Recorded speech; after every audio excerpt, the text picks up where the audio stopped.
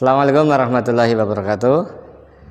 Yang kami hormati Bapak Kepala Sekolah, Bapak Ibu Guru, serta kawan-kawanku calon guru penggerak yang kami banggakan. Terima kasih atas kehadiran Bapak Ibu semuanya telah hadir di acara kami, yaitu diseminasi untuk aksi nyata modul 1.4 terkait dengan budaya positif.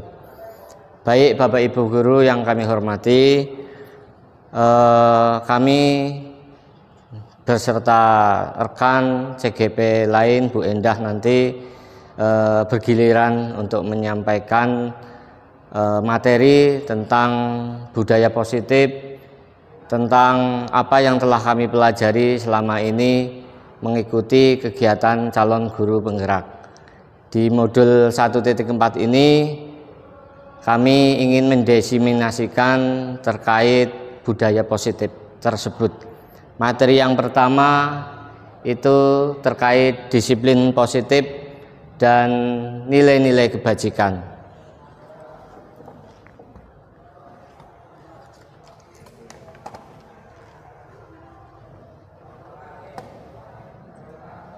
Ya. Makna kata disiplin itu, ketika mendengar kata disiplin, apa yang terbayang di benak Anda, Bapak Ibu sekalian? Apa yang terbayang di benak Anda? Yaitu bahwasanya apa yang terlintas di pikiran kita, kebanyakan orang akan menghubungkan kata disiplin dengan tata tertib. Selain itu, keteraturan dan kepatuhan pada peraturan serta kata disiplin juga sering dihubungkan dengan hukuman, padahal itu sungguh berbeda. Karena belajar tentang disiplin positif tidak harus dengan memberi hukuman, justru itu adalah salah satu alternatif terakhir dan kalau perlu tidak digunakan sama sekali. Next. Sebelum kita lebih jauh terkait dengan disiplin positif, di sini terlihat di layar. Selanjutnya, arti disiplin positif adalah pendekatan dalam mendidik dan membimbing anak yang berfokus pada pengembangan karakter dan keterampilan sosial dengan cara yang mendukung, menghormati, dan penuh kasih sayang. Selain itu, pendekatan ini menekankan pentingnya memperkuat hubungan yang positif antara orang tua, guru, atau pengasuh dengan anak, serta mendorong perilaku yang baik melalui pembelajaran dan refleksi, bukan hukuman atau paksaan.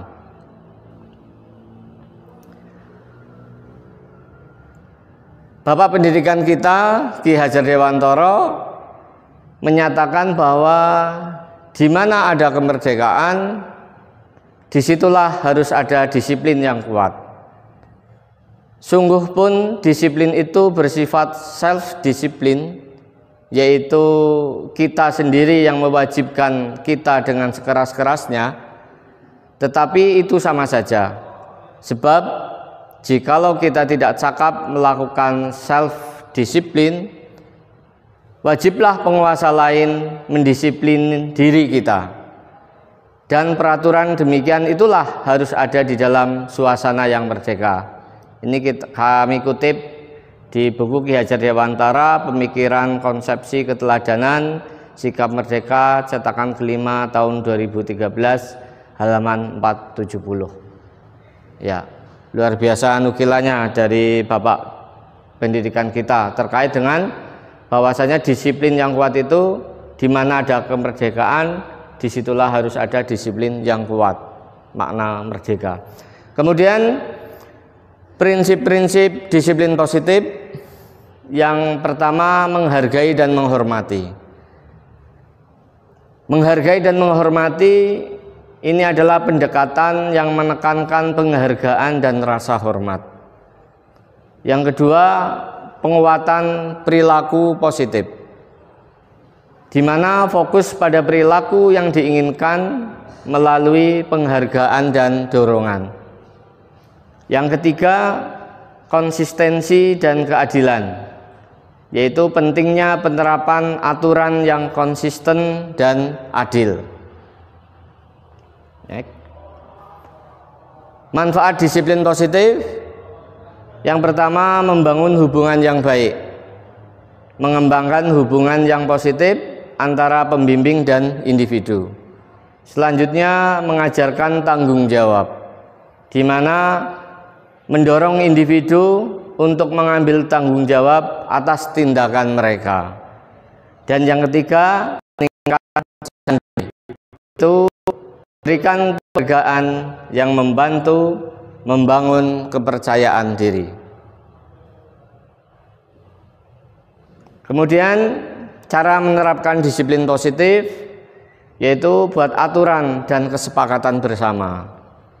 Secara umum, setiap sekolah memiliki aturan sendiri yang diterapkan sehari-hari.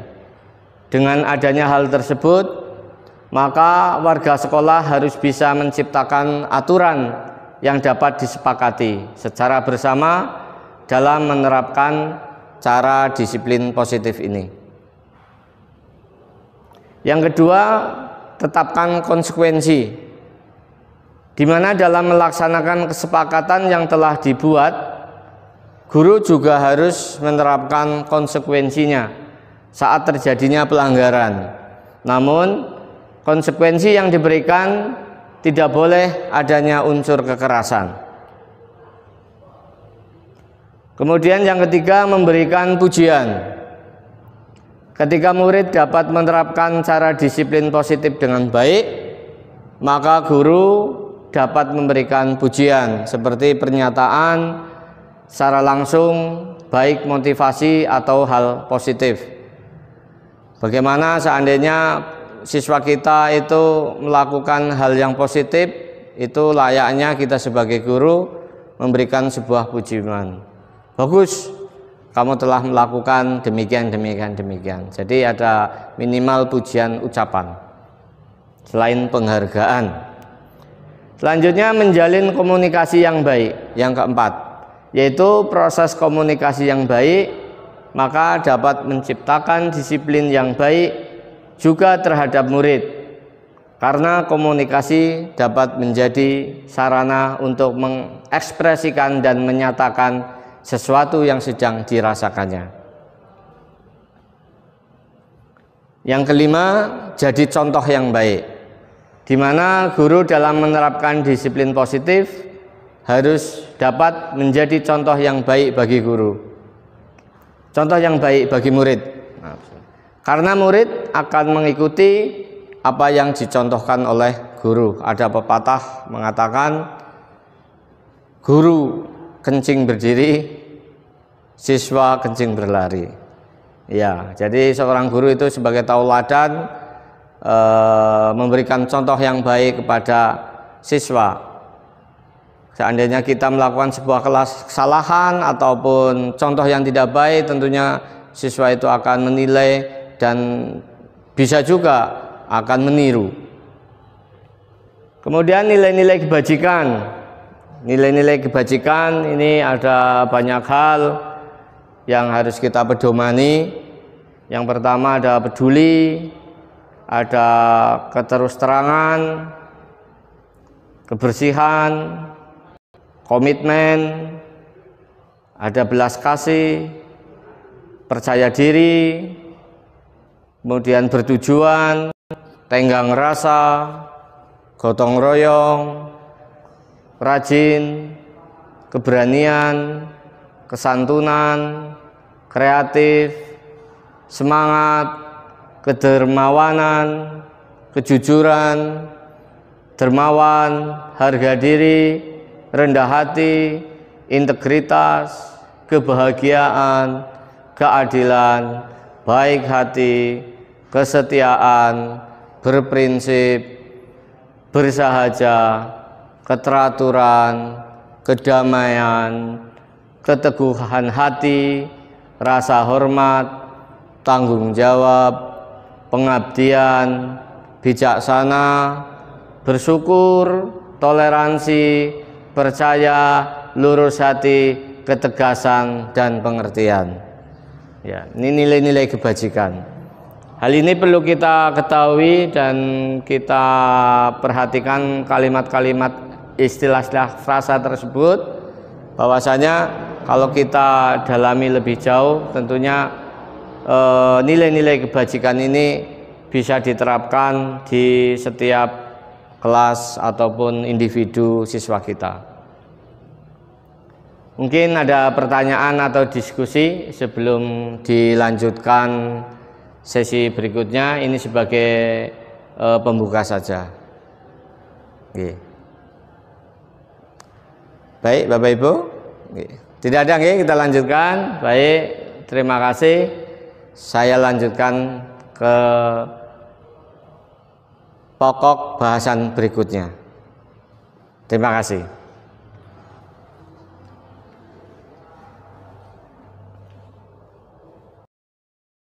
Baik Bapak Ibu, kita lanjutkan tema berikutnya, yaitu keyakinan kelas. Lanjut, di keyakinan kelas kita ada beberapa tujuan. Yang pertama, menciptakan lingkungan belajar yang aman, saling menghormati dan kondusif. Yang kedua, meningkatkan disiplin dan keteraturan di kelas. Yang ketiga, meningkatkan fokus dan konsentrasi siswa. Yang keempat, membangun rasa hormat dan tanggung jawab. Kemudian tujuan berikutnya yaitu meningkatkan komunikasi dan kerjasama. Dan terakhir adalah meningkatkan motivasi belajar. Sebelum kita menentukan sebuah keyakinan kelas, kita ini harus adanya kesepakatan. Sebagai contoh, ada kesepakatan satu terkait dengan yang nantinya menunjukkan nilai-nilai keyakinan kelas. Yang pertama, datang tepat waktu dan siap belajar. Siswa harus datang ke kelas tepat waktu dan membawa semua peralatan yang diperlukan untuk belajar. Yang kedua, kesepakatan kedua, yaitu siswa harus bersiap untuk memulai pembelajaran ketika bel berbunyi. Kemudian kesepakatan yang kedua yaitu mendengarkan dengan penuh perhatian.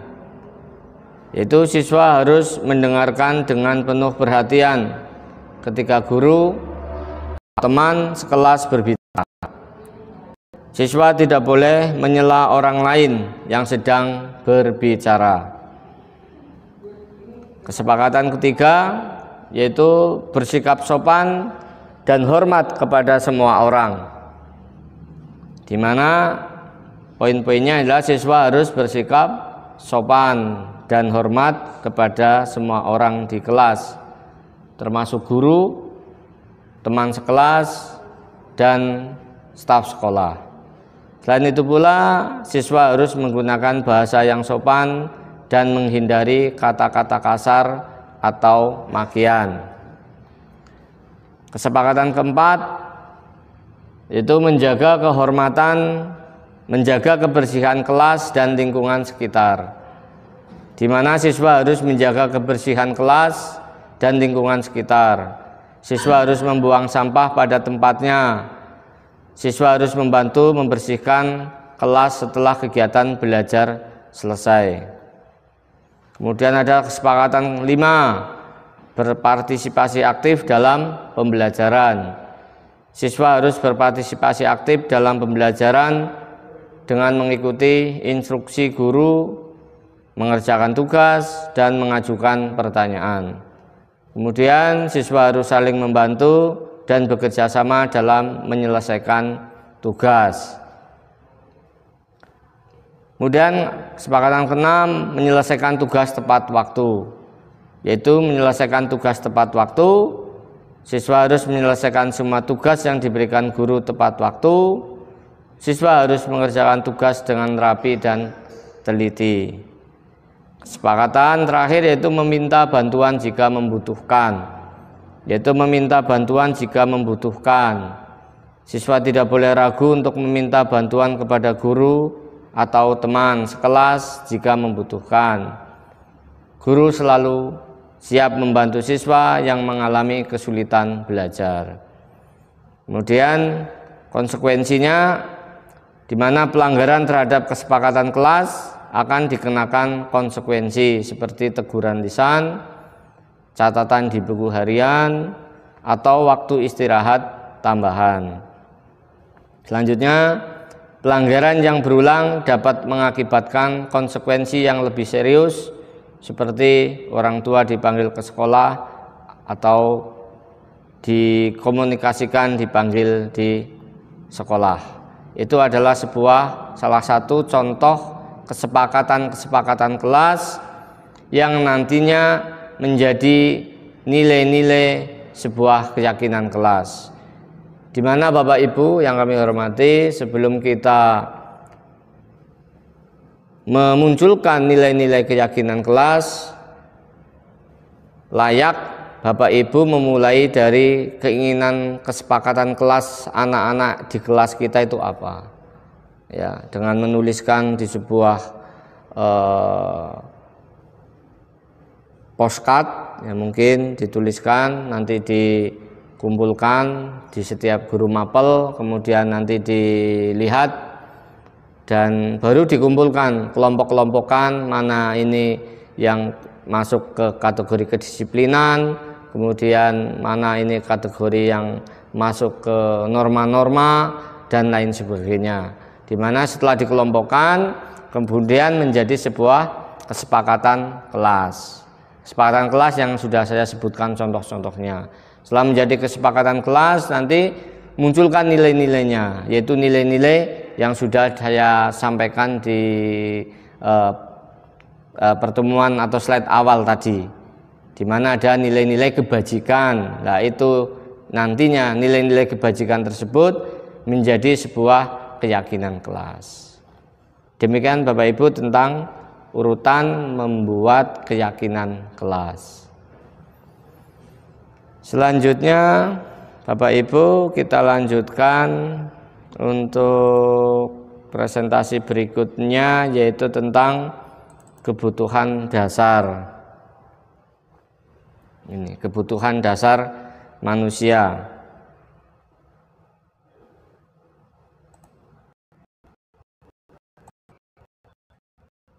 Ini 5 kebutuhan dasar manusia. Bapak Ibu yang kami hormati, yang namanya manusia itu memiliki kebutuhan dasar. Kenapa siswa kita banyak mungkin ada yang melakukan sebuah kesalahan, barangkali kalau kita telisik, kita amati, mereka belum terpenuhi kebutuhan-kebutuhan dasarnya, sehingga mereka melakukan hal-hal pelanggaran di kelas, entah itu pelanggaran norma atau pelanggaran yang sudah menjadi sebuah keyakinan kelas. 5 kebutuhan dasar manusia. Yang pertama ada bertahan hidup, dan ada kasih sayang dan rela diterima. Selanjutnya kebutuhan kebebasan, kesenangan dan penguasaan. 5 kebutuhan dasar manusia ini, pertama adalah kebutuhan bertahan hidup. Sebagai contoh, kebutuhan bertahan hidup atau survival adalah kebutuhan yang bersifat fisiologis untuk bertahan hidup, misalnya kesehatan, rumah, dan makanan. Kemudian kebutuhan biologis sebagai bagian dari proses reproduksi, termasuk kebutuhan untuk tetap bertahan hidup. Komponen psikologis pada kebutuhan ini meliputi kebutuhan akan perasaan aman. Sebagai contoh, seperti halnya siswa itu melanggar sebuah aturan. Sebagai contoh, misalkan ada misalkan Andi dengan Bobby ini sedang makan siang. Andi itu kemudian ngambil lauknya Bobby. Nah, ini ngambilnya ini ada beberapa alasan. Si Andi ini harus ditanya. Sebagai contoh mungkin dia ternyata tidak membawa bekal makanan, sehingga dia meminta Bobby diminta makanannya. Ini sebuah kasus ya. Diminta makanannya. Apa yang terjadi? Tentunya Bobby akan ngamuk. Ya, akhirnya terjadi sebuah pertengkaran, bahkan bisa terjadi perkelahian gara-gara diminta makanannya. Ya, dalam hal ini si Andi ini kebutuhan bertahan hidupnya itu belum terpenuhi, sehingga dia mengambil makanannya Bobby. Itu sebagai contoh. Kemudian kebutuhan dasar berikutnya ada kasih sayang dan rasa diterima. Kebutuhan untuk disayangi dan diterima meliputi kebutuhan agunan kasih sosial. Juga kebutuhan untuk memberi dan menerima kasih sayang dan kebutuhan untuk merasa menjadi bagian dari suatu kelompok. Kebutuhan ini juga meliputi keinginan untuk tetap terhubung dengan orang lain, seperti teman, keluarga, pasangan hidup, teman kerja, binatang peliharaan, dan kelompok di mana kita tergabung. Ya, kita lanjutkan tadi sebagai contoh kasus Bobby dengan Andi. Yang pertama, ketika Andi ditanya, "Kenapa kamu meminta makanannya Bobby?" Alasannya tadi, "Saya tidak membawa bekal makanan," sehingga dia meminta makanannya Bobby dengan cara memaksa seperti itu.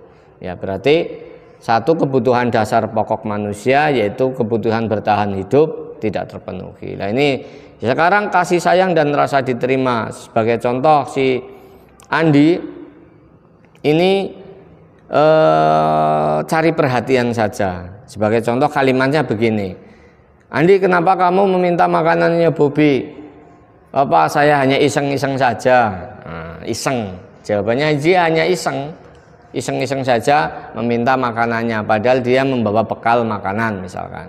Jadi si Andi ini hanya caper, cari perhatian supaya si Andi ini merasa diterima, ya, merasa dibutuhkan atau membutuhkan kasih sayang, membutuhkan perhatian, mungkin dari temannya atau bahkan bapak ibu guru gitu. Selanjutnya, kebutuhan berikutnya ada kebutuhan penguasaan. Ya, kebutuhan ini berhubungan dengan kekuatan untuk mencapai sesuatu, yaitu menjadi kompeten, menjadi terampil, diakui atas prestasi dan keterampilan kita. Kebutuhan ini meliputi keinginan untuk dianggap berharga, bisa membuat perbedaan, bisa membuat pencapaian, kompeten, diakui, dihormati. Ini sebagai contoh penguasaan. Masalah tadi, kasus tadi, si Bobby dengan Andi meminta makanannya Bobby. Apa yang terjadi ketika ditanya misalkan, Andi, kenapa kamu meminta makanannya Bobby? Alasannya, saya biar dihormati, saya memiliki power kuat sehingga Bobby takut. Nah, seperti itu contohnya, jawabannya. Berarti dia ada satu kebutuhan pokok yang tidak dipenuhi, yaitu penguasaan. Itu penguasaan, sehingga dia memiliki rasa percaya diri yang kuat, harga diri yang kuat, sehingga menganggap yang lainnya itu harus di bawahnya. Itu penguasaan. Selanjutnya, kebutuhan berikutnya yaitu kebebasan, kebutuhan akan pilihan. Itu kebutuhan untuk bebas adalah kebutuhan akan kemandirian, otonomi, memiliki pilihan, dan mampu mengendalikan arah hidup seseorang. Anak-anak dengan kebutuhan kebebasan yang tinggi menginginkan pilihan, mereka perlu banyak bergerak, suka mencoba-coba, tidak terlalu terpengaruh orang lain, dan senang mencoba hal baru dan menarik.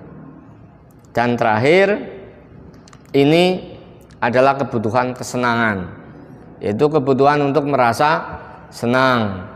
Kebutuhan akan kesenangan adalah kebutuhan untuk mencari kesenangan, bermain dan tertawa. Bayangkan hidup tanpa kenikmatan apapun, betapa menyedihkan. Kata Gleiser menghubungkan kebutuhan akan kesenangan kemauan tingkat selebriti dan jumlah dan lain bermain. Mereka bermain, mereka pelajari kesenangan hidup yang penting. Manusia tidak beda. Begitu pula manusia. Sebagai contoh kasus Andi dengan Bobby, ya, kita lanjutkan. Andi ini meminta makanannya Bobby. Ketika ditanya, Andi, kamu meminta makanannya Bobby, alasannya kenapa? Saya senang, Bu, Pak, saya senang melihat Bobby ini marah. Itu Bobby marah, Andi senang. Nah, ini harus digali lagi. Ternyata salah satu kebutuhan pokok, kebutuhan dasar manusia, yaitu kesenangan, ini belum terpenuhi. Itu sebagai salah satu contoh-contoh konkret kenapa anak-anak kita mungkin melakukan sebuah kesalahan. Kita harus gali dulu mungkin di mana 5 kebutuhan dasar ini belum terpenuhi. Lanjutkan, mungkin apakah ada yang perlu didiskusikan kaitan dengan presentasi saya.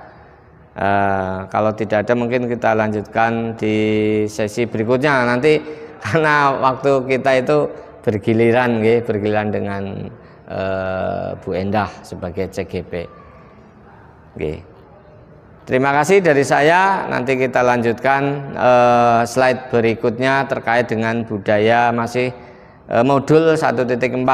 Jadi kita sudah membahas tentang disiplin positif. Kemudian setelah disiplin positif ada keyakinan kelas, ya, di mana disiplin positif tadi ada nilai-nilai kebajikan yang nanti sebagai dasar untuk menumbuhkan nilai-nilai menjadi sebuah keyakinan kelas. Di mana keyakinan kelas ini muasal dari bukan peraturan kelas, ya, kesepakatan kelas yang menjadi sebuah keyakinan kelas. Setelah keyakinan kelas, kita sudah masuk ke slide berikutnya, yaitu 5 kebutuhan dasar manusia, di mana kenapa anak-anak kita melakukan sebuah kesalahan dan lain sebagainya, di penjelasannya di 5 kebutuhan dasar manusia. Demikian, kita lanjutkan ke slide berikutnya. Terima kasih.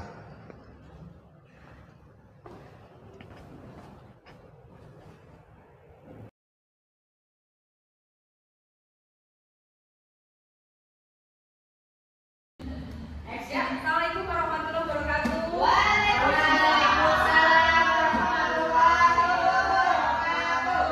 Ya, terima kasih sekali rekan-rekan saya, biasakan di Jateng yang sudah menyempatkan waktunya, ya, sedikit untuk kegiatan aksi nyata 1.4 ini, ya. Sebenarnya kita mau ngapain di sini, Ibu? Nah, ini saya jelaskan dulu, ya. Oh, di sini ada bapaknya, ya. Jadi saya akan berbagi yaitu tentang budaya positif, ya. Budaya positif itu apa sih? Dan mungkin ini di benaknya ibu-ibu sekalian, apa sih itu budaya positif, ya? Sebelumnya saya ingin menceritakan apa itu sih guru penggerak, gitu, ya. Kenapa sampai harus melakukan ada aksi nyata seperti itu? Jadi pengalaman saya di guru penggerak itu, ya, awalnya memang ada rasa ketakutan, ya, Ibu, ya. Ada rasa ketakutan, nanti bisa nggak yang ngerjainnya, nanti bisa nggak mengikuti pembelajarannya. Tapi alhamdulillah setelah 2 bulan ini dimasuk di modul 1.4 ini, alhamdulillah yang saya rasakan ternyata materinya tuh bagus-bagus, ya. Jadi saya tidak hanya sekedar keinginan saya, gitu, ya. Tidak hanya sekedar hanya asal menggugurkan tugas saja, gitu, ya. Ibaratnya gini, saya punya roti enak, kok saya makan sendiri, itu kan rasanya nggak enak, ya. Jadi saya ingin juga teman-teman juga tahu roti enaknya itu apa sih, ya, gitu, ya. Nah, apa isi dari budaya positif ini? Nah, nanti di dalam budaya positif ini kita akan belajar dari perubahan paradigma belajar, ya. Perubahan paradigma belajar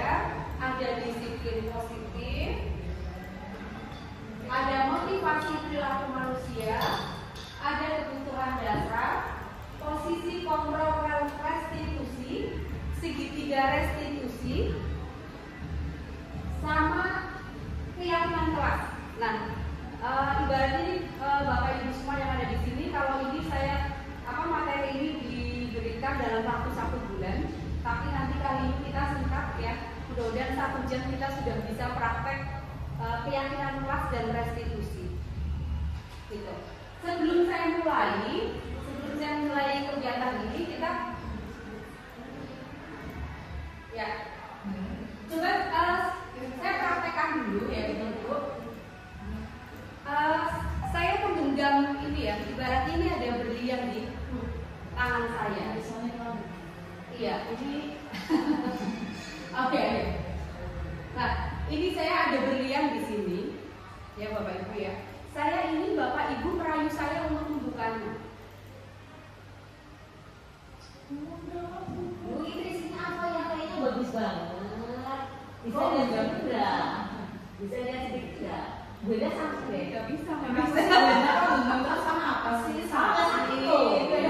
Jadi kalau saya buka berliannya nanti hilang. Gimana? Salaman dulu dong. Coba ibu rayu saya, coba ibu. Bunda bisa tetap nggak ya? Aku punya uang banyak. Tapi apa ini? Saya Bunda, Bapak telepon. Masa di telepon itu sisa masih. Dia bilang soalnya aja soalnya aku udah butuh nggak diangkat. Kok nggak usahanya? Coba kira-kira hak membukanya ini ada pada siapa ibu? Boleh nggak? Ada yang punya. Pada siapa? Iya. Jadi ada pada saya. Nah, begitu juga dengan materi ini ya ibu. Jadi misalnya kita tergantung memaknai materi ini itu seperti apa. Kalau misalnya ini hanya sekedar cuman lewat saja, Bapak Ibu semuanya nggak membuka untuk belajar, ya bisa nggak masalah. Artinya itu tergantung Bapak Ibu semuanya kayak gitu. Begitu juga dengan apa yang nanti yang kita pelajari, yaitu tentang ada yang namanya restitusi, tapi sebenarnya nanti kita belajar tentang paradigma dulu. Itu juga letak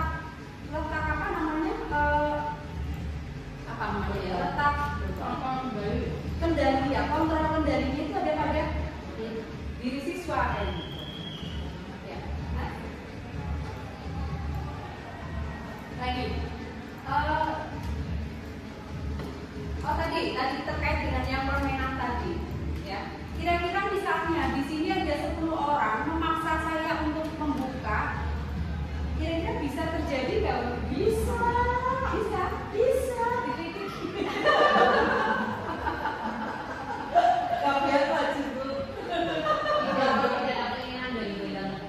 Iya betul. Kalau tidak ada keinginan dari dirinya sendiri untuk membuka, ya tentu tidak akan terbuka. Tangan di situ. Tapi masa iya dibutuh ibu ya? Itu juga siswa ya Bu, siswa yang bermasalah ya. Cenderung kan kita biasanya kalau ketemu siswa ini cenderungnya kita apa Bu? Saya ingin berbagi ya. Bisa kalau bisa. Kalau misalnya siswa yang sama masalah biasanya gimana? Kepo. Yang banyak bergerak siapa? Dulu ya tanya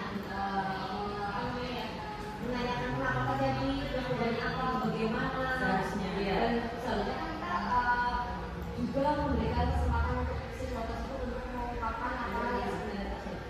Oke, ya nanti di dalam teori ini juga ada ya di semuanya. Nah ini kita belajar dulu perubahan paradigma belajar, ya. Kalau zaman dulu sekolah itu orientasinya pada siapa ibu? Siswa. Iya. Kalau yang paradigma lama adalah pada guru, tapi kalau yang sekarang itu berorientasi pada siswa, betul ya. Kalau siswa itu betul sekali ya. Jadi kalau sekolah zaman dulu itu mau makainya itu pokoknya kendalinya jadi gurunya, ya. Tetapi paradigma sekarang itu yang namanya pembelajaran ya siswa, karena tujuan kita adalah siswa. Makanya menurut Ki Hajar Dewantoro itu adalah kita sebagai guru itu harus menghamba pada murid. Nah, kira-kira artinya apa itu menghamba pada murid? Berorientasi pada siswa, betul sekali dipuji ya. Jadi memang semua yang kita lakukan ya tujuannya adalah untuk untuk siswa bukan untuk guru. Siswa sebagai objek belajar, ya, itu dulu, ya. Tetapi kalau sekarang adalah subjek. Jadi yang pertama adalah siswanya. Jadi kalau misalnya ada siswa kita yang bermasalah atau ada siswa katakanlah yang belum memahami materi yang kita berikan ke siswa, itu letaknya yang harus berubah siapa Bapak Ibu? Gurunya. Gurunya atau siswanya? Gurunya ditanya, siswanya ditanya. Metodenya juga bisa, sudah menggunakan metode diferensial apa belum gurunya, ya. Terus gurunya sudah memberikan pembelajaran yang menarik atau belum? Gurunya sudah memahami karakteristik anak-anak atau belum? Yang ketiga, proses pembelajaran terjadi pada tempat dan waktu tertentu. Nah, kalau sekarang gimana Ibu? Gimana saja? Karena sekarang kan siswa juga apalagi sudah pegang HP sendiri, ya. Terus yang namanya belajar itu kan bukan hanya sempit, ya, hanya misalnya melihat buku, membaca buku, sudah selesai, itu tidak seperti itu. Jadi pembelajaran ini luas, ya. Sekarang misalnya anak sedang praktek lomba misalnya, itu termasuk pembelajaran juga. Yang keempat, tujuan utama menitik beratkan pada penguasaan materi pelajaran. Nah ini Bapak Ibu kan biasanya ya kalau itu suka mengeluh, ya, ini siswanya belum bisa ini, belum bisa itu. Itu kira-kira kalau kalimat seperti itu sudah berorientasi pada murid atau belum? Kira-kira kalau misalnya ada siswa kita yang belum paham dengan materi yang kita punya, kira-kira apa yang harus dilakukan? Mengulangi materi. Jadi mengulangi materi. Analisis metodenya sudah pas atau belum? Metodenya betul, sudah pas atau belum?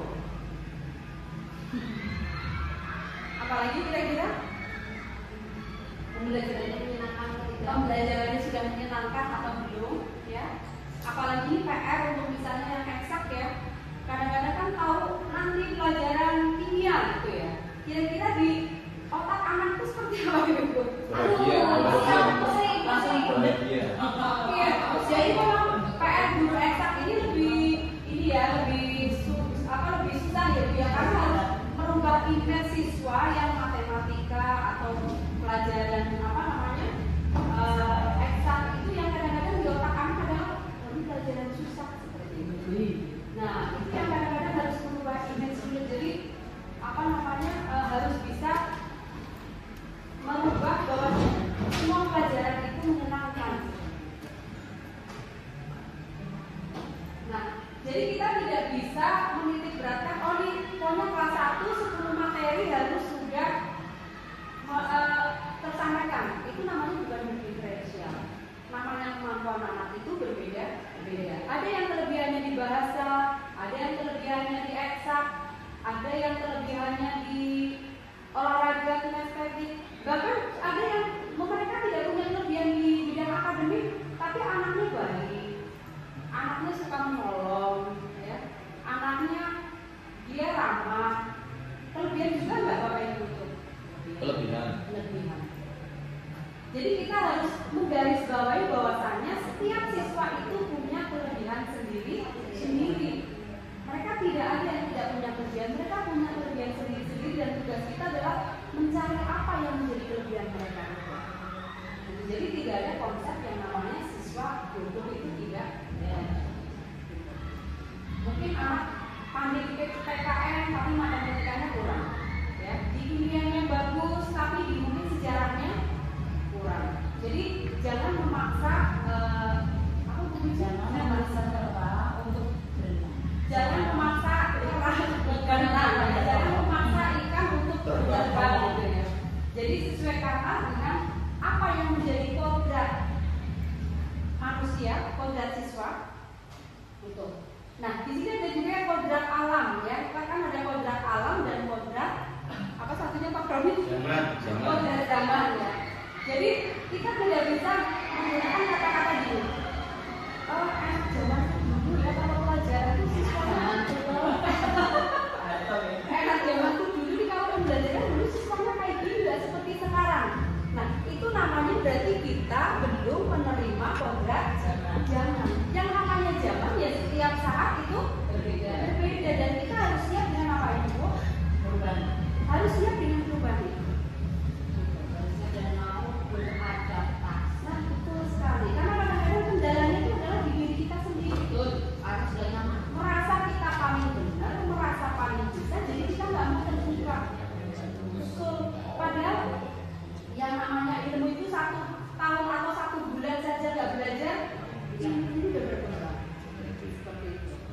Dan itu perasaan terbuka itulah yang perlu dibutuhkan oleh Bapak Ibu semuanya.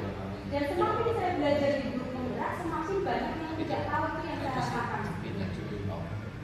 Nah, kalau paradigma belajar sekarang bagaimana? Tujuan utama pembentukan tingkah laku yang lebih luas, ya. Jadi kita mengharapkan bahwasanya siswa ini tidak bertingkah laku hanya misalnya baik di depan kita, tetapi di belakang kita nanti akan belajar bagaimana siswa ini melakukan sesuatu itu bukan atas kemauan guru, tetapi kemauan dirinya sendiri. Ada pertanyaan Bapak Ibu terkait dengan paradigma belajar? Ada yang perlu didiskusikan?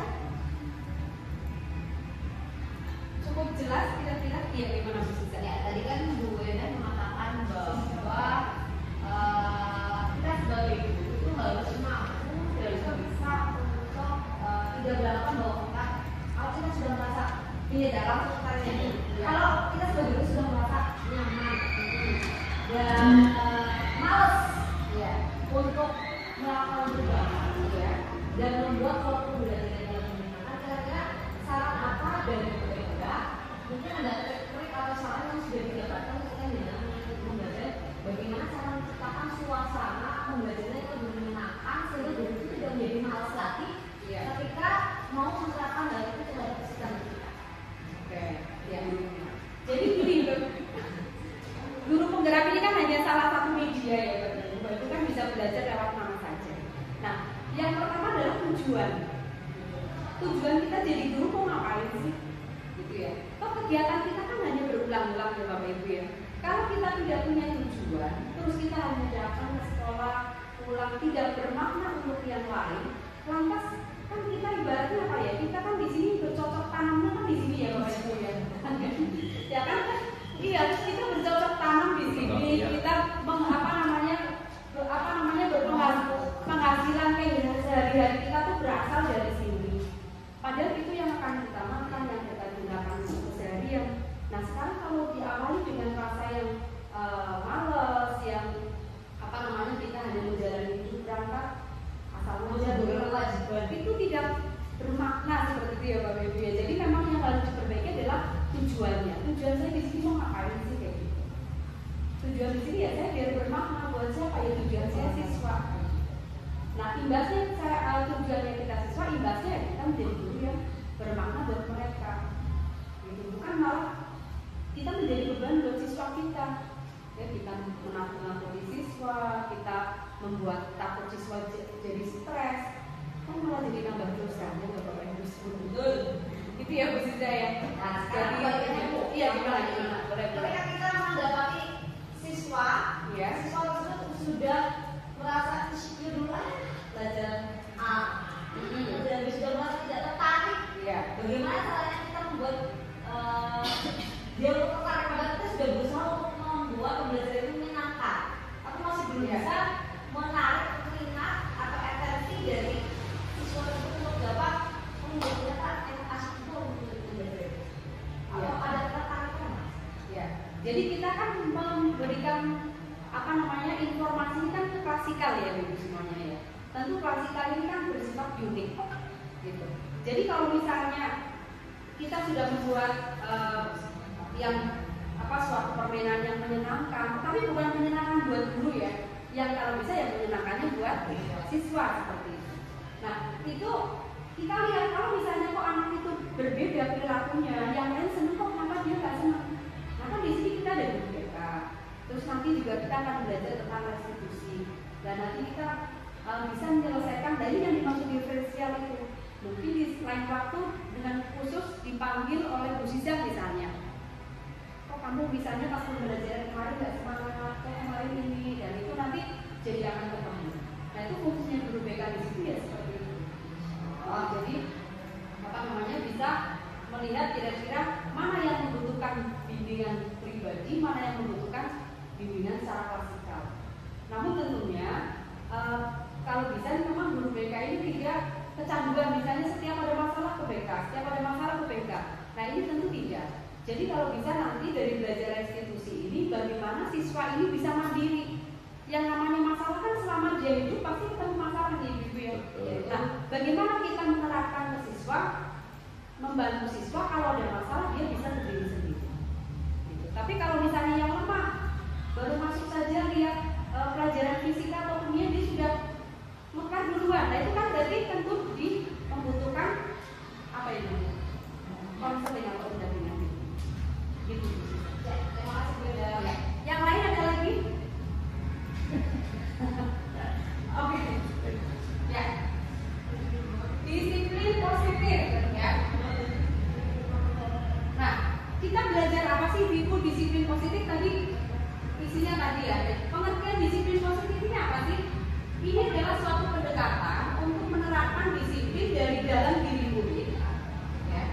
Tanpa hukuman dan tanpa hadiah. Nah, ini saya juga baru dengar juga ini. Kalau hadiah, jadi hadiah itu juga mengintimidasi anak-anak yang tidak dapat hadiah gitu. Jadi bagaimana kita menggerakkan siswa, tetapi mereka melakukan atas dasar kesadaran diri sendiri, motivasi dari intrinsik, bukan ekstrinsik. Nah, prinsipnya apa sih disiplin positif ini? Yaitu kita memberikan suasana yang tegas, ya. Boleh nggak apa-apa sampai bulan. Tegas, tapi penuh kasih sayang. Jadi diberikan pada saat yang bersamaan. Nah, nanti kita pada praktek prostitusi ya. Terus membantu anak menumbuhkan rasa memiliki dan signifikan. Jadi setiap anak melakukan apa yang bertanggung jawab ya gurunya atau siswanya gitu. Anaknya, guru dan anaknya. Siswanya yang melakukannya, gitu. Jadi anak dilatih supaya bertanggung jawab atas apa yang dia lakukan. Efektif untuk jangka panjang. Jadi nanti siswa ini tidak akan ketergantungan, ya. Masalah sedikit, minta tolong Bu Siza, masalah sedikit lagi, itu kan kita tidak seperti itu ya Ibu. Jadi bagaimana membuat anak itu mandiri, mengajarkan keterampilan sosial dan kehidupan yang berdasar untuk karakter yang baik. Dan nanti ada praktek keyakinan juga. Ya, next. Lagi, motivasi perilaku manusia lagi. Kita tanyakan pada diri kita sendiri dulu deh. Kira-kira kita mengajar di sini tuh karena motivasinya dari siapa? Gitu. Apa mungkin dulu disuruh sama orang tua terus disuruh jadi guru terus selesai? Apa mungkin karena dari dalam diri kita sendiri gitu. Nah, sama seperti siswa. Siswa sekolah di sini jangan-jangan karena yang penting sekolah dia melakukannya karena takut hukuman atau dia melakukannya karena ada faktor lain bukan atas dirinya sendiri. Atau misalnya melakukan sesuatu itu karena mendapatkan imbalan atau penghargaan dari orang lain. Jangan-jangan kita sebagai guru di sini cuma hanya gara-gara tanggal 1 saja misalnya. Ya. Nah, kita perlu belajar juga kira-kira kita sudah bermakna belum ya untuk orang lain. Untuk menjadi orang yang mereka inginkan dan menghargai diri sendiri dengan nilai-nilai yang mereka percaya. Nah, ini yang diharapkan. Ya. Yang diharapkan adalah kita menjadi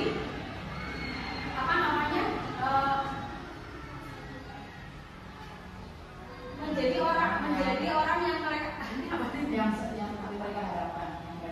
Iya, dengan nilai-nilai yang mereka percaya ya. Nah, sebelum kita lanjut lagi, kita belajar kebutuhan dasar. Kebutuhan dasar itu apa saja sih? Sebenarnya manusia itu butuhnya apa saja sih? Manusia kan sama, guru ataupun siswa adalah sama. Kebutuhannya apa sih? Kebutuhan untuk bertahan, ya. Kita bertahan di sini, kalau kita nggak kerja di sini, kira-kira bisa bertahan 1 bulan dulu. Nggak bisa bertahan ya. Kalau misalkan ada keinginan untuk sesuatu, berarti kalau misalkan sudah mengadakan yang di sekolah, berarti dia harusnya bisa punya semangat dulu. Tapi kalau dia hanya mengandalkan satu tempat dan tidak ada semangat dan sendiri, makanya tidak akan bisa. Ya. Itu yang namanya kebutuhan bertahan. Ya. Kasih sayang merasa diterima. Coba kalau ibu datang ke ruang guru, tiba-tiba Bu Gizi nggak mau nyapa, nggak mau tanya, kira-kira gimana? Kehilangan nggak? Jadi, kenapa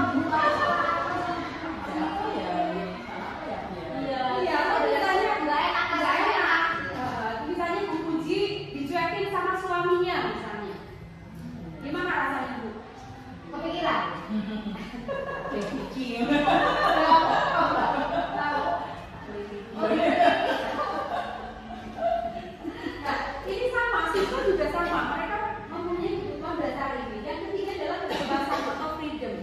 Ini kebebasan yang dimaksud apa Ibu? Kebebasan berpendapat, kebebasan berekspresi, ya. Jadi sama, guru dan siswa juga sama. Mereka punya keinginan atau kebutuhan yaitu kebebasan. Yang ketiga adalah kesenangan. Nah ini pasti tiap orang itu dasarnya kalau orang udah senang dulu kan dia mau ngapain aja mau ya Bu. Kalau sudah cinta lakukan saja di seberangi ya Bu. Dan kalau udah senang memang mau disuruh ngapain aja tuh gampang. Jadi kunci jadi memang kita harus menumbuhkan rasa senang dulu ini. Yang kelima adalah penguasaan atau power.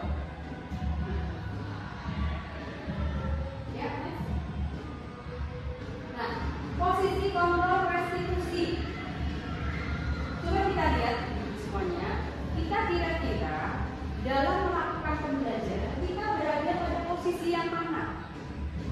Kalau misalnya siswa kita melakukan kesalahan, kira-kira apa yang dilakukan oleh kelas ini?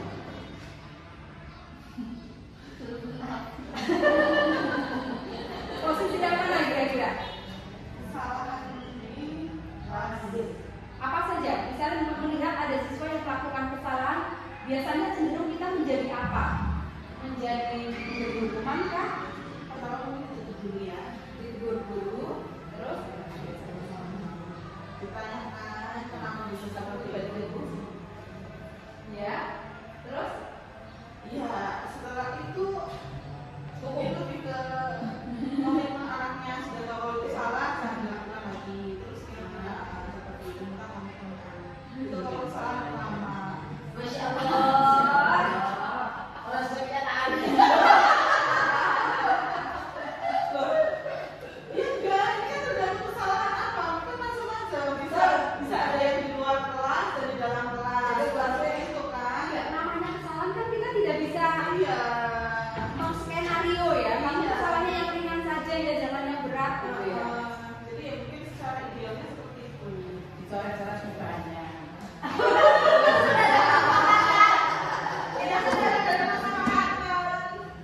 Ya. Lagi, kira-kira kita sebagai guru, kita berada di posisi yang mana? Apakah kita sering menjadi penghukum kah? Atau pembuat rasa bersalah? Coba kata-kata pembuat rasa bersalah biasanya gimana Bu? Menyalahkan. Kamu dasar anak bodoh nggak pernah perhatikan. Ya, itu kata-kata yang berarti yang langsung ada juga yang kalimatnya lembut tetapi buat rasa bersalah. Pernah nggak contoh Bu? Contoh misalnya gini, kamu kok tidak melakukan apa yang ibu harapkan? Orang atau malah biasanya kok Itu kan kelihatannya lemah lembut ya, tetapi itu malah juga sama-sama betul. saya kenapa kamu bawa mas? Kan sudah tahu sudah jadi sepakatan kita Orang kan bagi bawa. masalahnya kamu baru the point. Boleh. Apa kita cenderung jadi teman atau jadi pemantau? Teman aja, teman aja. Nah, padahal yang Jujur lah. Aku jujur satu Bu. satu ya. Padahal ini Bu, ini dosen berkesimpulan dari 5 posisi kontrol yang diterapkan oleh seorang guru ya atau orang tua alasan dalam melakukan kontrol. Kelima posisi ini adalah ini. Namun yang diharapkan itu adalah kita berposisi di nomor 5. Kita berposisi di nomor 5. Masya Allah. Gitu. Jadi kalau kita masih berposisi di 1 sampai 4, berarti kita belum belajar dari Bu bisa dicontohkan bagaimana kita Bagaimana sih? iya sebagai manajemen gimana nih ketika memang terjadi suatu permasalahan dan kita memposisikan diri sebagai manajemen gimana? Nah, itu nanti yang akan dipraktekkan oleh kita dalam restitusi. Namanya restitusi. Oke ya. Tuh. Nah, kita lihat dulu seperti apa ya. Hukuman ya. Biasanya kalau dihukum tuh anak akan jadi jujur malah akan membunyikan gitu. Orang kalau dihukum besok dia Malu. kalau Biasanya lakukan ya. lagi dia akan seperti apa? Terpaksa. Minder. Minder. Dia akan jerah nggak kalau sudah dimarahin bisa-bisa besoknya jerah nggak? Tergantung anaknya. Ada yang jerah, ada yang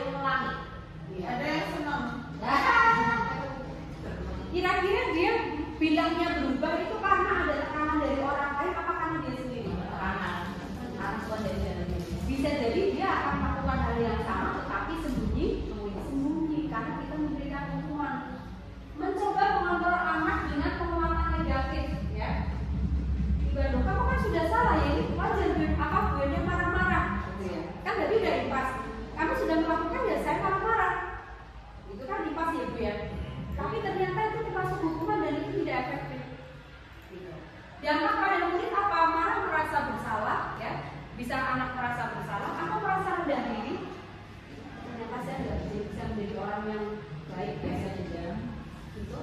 Terus dia bisa mengasingkan diri.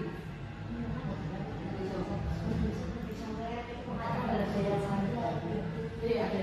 Nah itu kan namanya itu kan ini diferensial ya kan, reaksi orang itu berbeda. Tiba-tiba diharapkan atau sangat melukai.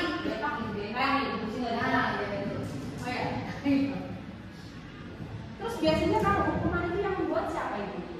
Guru atau siswa? Guru. Sudah kalau saya Bu, ini kesepakatan nggak?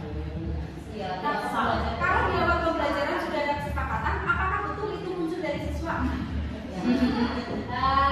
Anak-anak gimana kalau Berarti bukan dari siswa. Yang namanya keyakinan kelas itu idenya munculnya dari siswa. Dari siswa kayak ini. Gak usah aku nggak ada apa-apa kan Bu. Nggak ada yang membuat mereka untuk oh iya saya akan tahu akan membawa. Oke, nanti kita akan praktekkan keyakinan kelas itu seperti apa. Karena saya juga baru tahu kemarin. Selama ini, ya, selama ini belum tahu. Oh yang ini dulu Pak, yang tadi, yang hukuman ya. Tadi menyakitkan, guru menjalani konsekuensi dengan menyalahkan, mengkritik, menyindir, merendahkan. Kan kalau hukuman seperti itu ya Bu. Tanpa kita sadari bahwasanya kita sudah melukai perasaan. Coba kalau konsekuensi itu kan yang kita siswa kita juga nggak hati kecil. Coba konsekuensi ya. Konsekuensi ini adalah murid atau anak belajar taat peraturan, ya, mencoba mengontrol anak dengan penguatan positif, kehilangan hak atau waktu jeda seorang diri, ya. Jadi gini, setiap kesalahan yang dilakukan itu pasti mempunyai alasan. Tapi kalau konsekuensi apa? Kita tidak memberikan siswa ini memberikan saya seperti ini kakak ini. Jadi konsekuensi ya kamu sudah ini ya kamu harus ini. Iya, jadi tidak bisa memberikan kamu kenapa sih melakukan ini karena apa? Mungkin kasusnya sama-sama terlambat, tetapi dengan dua kasus yang berbeda. Makanya pernah ada film yang terlambat sekolah, terus dia di kelas dimarahin, di kelas nggak boleh ikut pembelajaran, ternyata dia di rumah ngurus orang tuanya dulu yang sakit misalnya. Nah ini menunjukkan apa? Bahwasannya ya masalah tidak bisa lanjut dia sendiri. Sudah diketahui atau masuk akal, dibuat oleh guru dan murid atau anak, ini kalau konsekuensi, membantu guru menyatakan peraturan, melakukan peringatan dan menerapkan konsekuensi. Ini kalau konsekuensi. Nah kalau restitusi apa lagi yang diharapkan? Kita sebagai guru nanti mengetahui semuanya tentang restitusi, bukan prostitusi ya. Jadi restitusi ini adalah murid atau belajar memecahkan masalah. Jadi bukan guru yang memecahkan masalah. Jadi hampir sama dengan teori konseling ya. Kalau teori konseling juga sama, bukan kita yang memberikan masalah. Ibaratnya ada siswa yang mereka marah-marah masuk ke ruang guru atau mereka melakukan apa namanya lempar-lempar atau kakinya di meja misalnya. Ya sebagai seorang guru kita tidak bisa langsung duduk terus menasihati, itu tidak bisa seperti itu. Sama dengan restitusi ini. Jadi anak paham bahwa dirinya sendiri yang pegang kendali, gitu. Murid atau anak tidak kehilangan waktu, namun bersemangat untuk memperbaiki, gitu ya. Berupa undangan untuk mengadakan restitusi dibuat oleh murid, menguatkan guru, menyebutkan keyakinan kelas, membimbing kerangka acuan berpikir restitusi atau murid. Coba kita lihat ini ya, video restitusi ya Bu ya. Oke, siap Bu.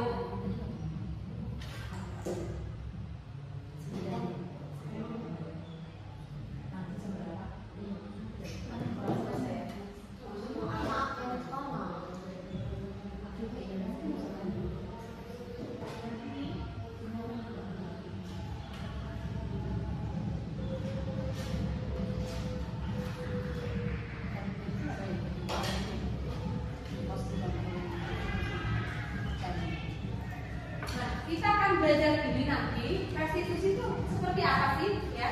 Jadi restitusi adalah proses kolaboratif yang mengajarkan murid untuk mencari solusi untuk masalah dan membantu berpikir tentang orang seperti apa yang mereka inginkan ya. Jadi restitusi ini bukan untuk suatu kesalahan namun untuk belajar. Restitusi memperbaiki hubungan ya karena kita tidak menghakimi mereka. Dan restitusi adalah tawaran bukan paksaan. Gitu karena perubahan itu nanti akan ditawarkan ke siswa. Kamu mau seperti apa? Kita cuma ngasih jalan saja. Ini kalau kamu lewat Prokoto, nanti kamu berarti lewatnya Sokaraja. Kalau kamu lewat ke sini, berarti nanti kamu lewatnya pada Marak. Kalau kamu ke Prokoto lewat Prati juga bisa, tapi nanti kamu lewatnya malah dulu. Mau ke Prokoto tapi lewatnya Prati. Lewat jalan bisa, ya. Dan nanti yang menentukan dia Bu saya akan lewat sini itu siapa ya? Orangnya siswa. Bukan kita sebagai penghubung. Restitusi menuntut untuk melihat ke dalam diri, ya. Restitusi mencari kebutuhan dasar yang mendasari tindakan, gitu. Jadi misalnya dia memilih lewat Sokaraja. Kenapa dia memilih lewat Sokaraja? Alasannya apa? Karena sekali lagi setiap kesalahan yang siswa lakukan itu semuanya mempunyai apa yang disebut alasan, ya. Semuanya mempunyai alasan. Restitusi diri adalah cara yang paling baik, ya. Restitusi fokus karakter bukan tindakan, ya. Mungkin nanti kalau misalnya Bapak Ibu lihat videonya akan lebih paham, ya. Restitusi itu menguatkan fokusnya adalah pada solusi. Lalu kalau misalnya sudah ada solusi, terus besok mengulangi lagi, kan ada keyakinan. Jadi bantu lagi restitusi lagi seperti itu. Restitusi mengembalikan murid yang berbuat salah pada kelompoknya. Ya. Jadi tidak membuat siswa ini jadi minder, jadi malah setelah dia melakukan kesalahan jadi tambah tambah ya, itu tidak seperti itu. Nah ini langkah-langkah restitusi ini ada 3, yaitu menstabilkan identitas, ya. Kita semua akan melakukan hal yang terbaik yang kita bisa, gitu. Misalnya ada anak berantem, dia misalnya asalnya di siapa yang dulu, dia mau ditonjok dulu misalnya. Iya, ini kan keberagaman, nggak apa-apa kan Bu? Apa-apa, boleh kan dari tadi ada kesenian, kayak gitu, keberagaman. Validasi tindakan yang salah, semua perilaku itu memiliki alasan, ya. Menanyakan keyakinan kita, semua memiliki motivasi internal. Coba kita lihat videonya ya Ibu ya. Ambil makan ya Bu. Ya monggo silakan Bapak Ibu disamping. Kurang nambah boleh? Boleh tinggal ambil aja Bu. Pada disiplin makan pas berdasarkan pada prinsip bahwa membuat kesalahan adalah bagian dari proses pembelajaran. Ojo makan. Makan ya makan. Kecuali tidurnya di depan musola, kita ngomongnya.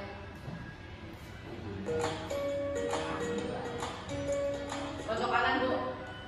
Salam bahagia Ibu dan Bapak Ibu yang kita akan membahas tentang salah satu program disiplin positif yang diterapkan di lingkungan sekolah.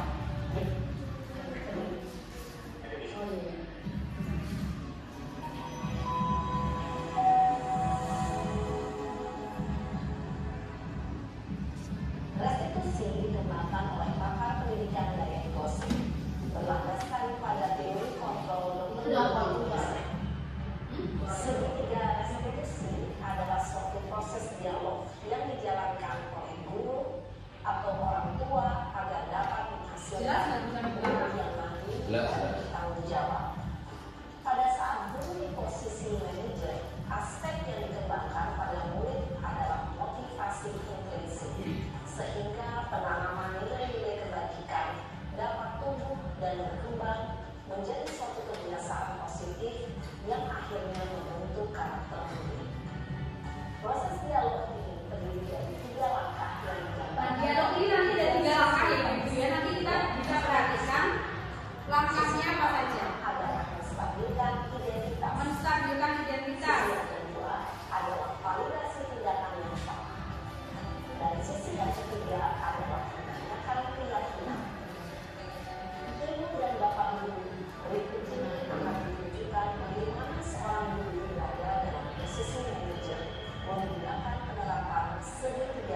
sedusi.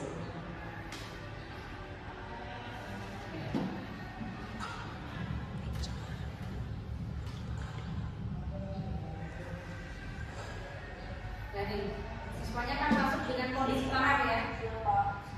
Sudah lama nggak bisa. Kenapa hadirnya di sini? Kesel Pak, kesel banget. Masa aku dikatain pembina Pak? Ya aku marah Pak. Aku baru dikatain mereka di depan kelas. Kesel banget. Oh begitu. Ya pasti kamu marahnya besar. Bapak juga akan marah apabila ada yang berubah seperti itu. Jadi posisi menstabilkan Kemudian identitas. Kata-katanya bisa diulangi ya. Ya saya langsung ngatain mereka Pak. Kesel banget. Saya bisa bukan diri sama teman lain. oh begitu. Pasti kamu melakukan seperti itu karena suatu alasan. Jadi pasti kamu melakukan itu karena alasan tertentu ya. Ya saya udah bilang. Masa saya ingin suka menang? Ya wajarlah mempertahankan harga diri itu sesuatu yang penting buat kamu. Walaupun kamu tidak memiliki kegagalan, hanya yang kita berikan. Iya Pak. Untung saya masih bersabar dan hanya meminta saja. Sudah benar sekarang Pak. Saya pasti dari ini Pak. Ya pasti ya. Tapi kamu memilih untuk tetap bertahan dan bersabar. Kamu memilih untuk tidak berubah dari parah kan? Iya. Nah, sekarang coba kita lihat lagi tindakan kamu yang kita Jadi ini menanyakan keyakinan ya Bapak Ibu ya. kira-kira sesuai dengan keyakinan kelas atau prinsip kamu tidak? Pak. Capek Pak. Pak. Jadi keyakinan dan prinsip mana yang kurang sesuai dengan keyakinan kamu? Ya, saya sebenarnya sangat menghargai orang lain. Mungkin saat itu saya menjadi emosi. Jadi tidak menemukan sikap itu. Kamu meyakini tidak? Menghargai orang lain itu penting buat kamu. Yakinlah Pak. Iya, setuju. Kita harus saling menghargai. Namun, ada juga keyakinan dan kesepakati yang perlu kita jalankan apabila kita sedang marah kan? Ya, saya bisa beraktif mulai dengan diri sendiri. Saya bisa jadi lebih sabar, berpikir mau apa selanjutnya. Kira-kira kamu bersedia memperbaiki masalah Kira-kira kamu bersedia memperbaiki masalah ini? memperbaiki masalah ini? Kamu akan menjadi orang seperti apa? Nah ini, kamu akan menjadi orang seperti apa? Dan ada satu apa? Iya, menurut kamu bagaimana rasanya menjadi orang seperti itu? Jadi bukan gurunya yang memberikan masukan ya Bapak ya. Sabar dan hati. Baiklah kalau begitu. Yuk kita pikirkan bagaimana memperbaiki masalah ini. Ada gambaran nggak Ibu? Ada dulu. Ya ada, tapi kalau kita seperti itu waktu Gimana ya, butuh waktu panjang. Iya, jadi Sampai kita menstabilkan identitas dulu. Jadi kita apa ya merasakan apa yang dirasakan oleh siswa dulu. Kita di posisi siswa dulu, ya. Kalau sudah seperti baru ada validasi tindakan yang salah. Yaitu kita memposisikan memahami posisi siswa itu seperti apa. membuat kesalahan adalah bagian dari proses belajar. Membuat kesalahan adalah bagian dari proses belajar. Setidak ini berperan menggeser identitas murid dari identitas gagal ke identitas sukses. Lagi. Murid yang sedang bertingkah Ya, jadi Bapak Ibu, bagaimana kita membuat kesalahan yang siswa lakukan itu justru malah akan semakin baik, akan memperbaiki kondisi siswa. Ya, jadi bukan menyalahkan Bapak Ibu. bisa menunjukkan Lagi. kenyataan Jangan mengkritik, ya. membuat kesalahan sesuatu yang wajar. 2. Manusia Tidak ada yang sempurna. Ya. 3.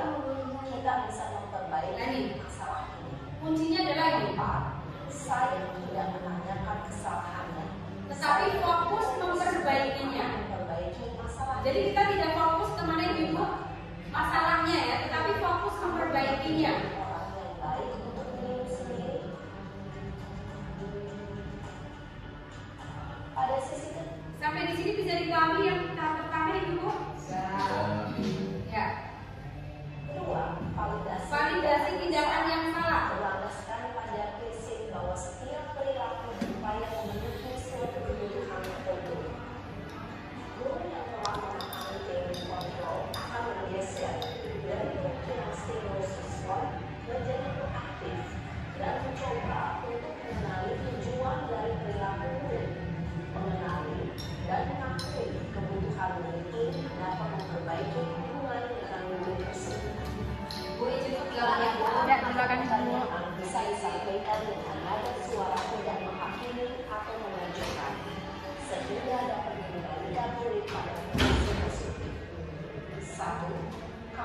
Sip. bertindak lebih gegabah lagi dari ini. Pertanyaannya itu Kamu bukan melakukan tanpa suatu alasan tertentu. Tiga, kamu melakukannya karena mempertahankan sesuatu yang penting bagi. Empat, mungkin kamu bisa mempelajari suatu perilaku baru yang lebih efektif. Bersediakah kamu mempelajarinya? adakah paksaan dari ibu di sini ke siswa? Ada unsur marah-marahnya nggak kira-kira? Tidak ya. Lanjut yang ketiga, menanyakan keyakinan. Teori kontrol menyatakan bahwa pada dasarnya kita termotivasi secara implisit. Pada saat perilaku yang salah telah divalidasi dan identitas sukses telah stabil, maka murid telah siap mengalihkan keyakinan-keyakinannya dengan tindakan yang salah dan pemikirannya telah bergeser kini menjadi orang yang dituju. Pertanyaan-pertanyaan ini dapat memberikan keyakinan-keyakinan yang dianut murid. Satu, sebagai keluarga atau kelas, apa yang kita yakini? Dua, nilai-nilai apa yang telah kita sepakati? Tiga, seperti apa gambaran sebuah kelas yang ideal bagi kamu? Empat, kamu ingin menjadi orang seperti apa?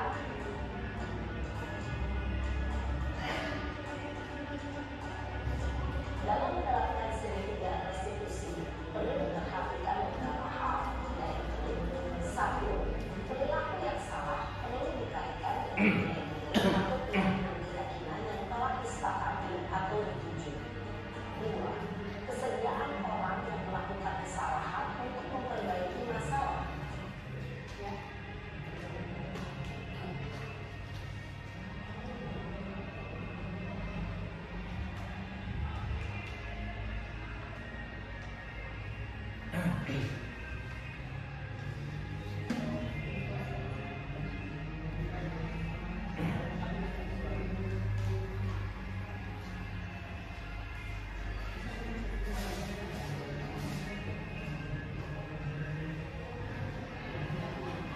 Ya, sebelum kita lanjut ke keyakinan kelas, coba kita tepuk tangan dulu biar nggak ngantuk ibu ya. Tepuk semangat.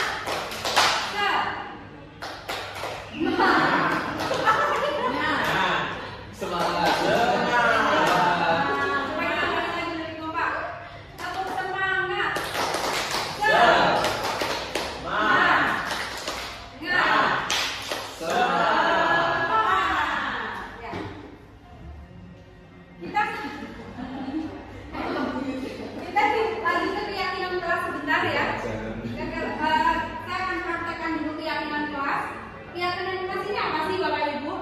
Yaitu bersifat abstrak, ya, dari peraturan yang lebih rinci dan konkret.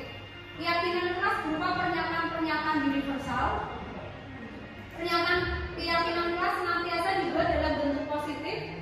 Keyakinan kelas hendaknya tidak terlalu banyak sehingga mudah diingat dan dipahami oleh semua warga kelas. Keyakinan kelas sebaiknya sesuatu yang dapat diterapkan di lingkungan tersebut. Semua warga kelas hendaknya ikut berkontribusi dalam pembuatan keyakinan kelas lewat kegiatan surat pendapat. Bersedia meninjau kembali keyakinan kelas dari waktu ke waktu. Jadi setiap saat bisa berubah sesuai dengan keyakinan dari siswanya. Next. Nah, tahapan keyakinan kelas. Nah, nanti saya praktekkan sebentar ya. Pertama adalah menggali peraturan. Kira-kira Bapak Ibu, kelas kita ini perlu aturan apa saja? Nah, silakan Bapak Ibu tulis di sini.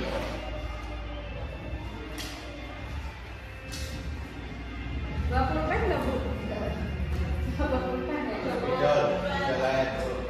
Pakai spidol bisa ada spidol.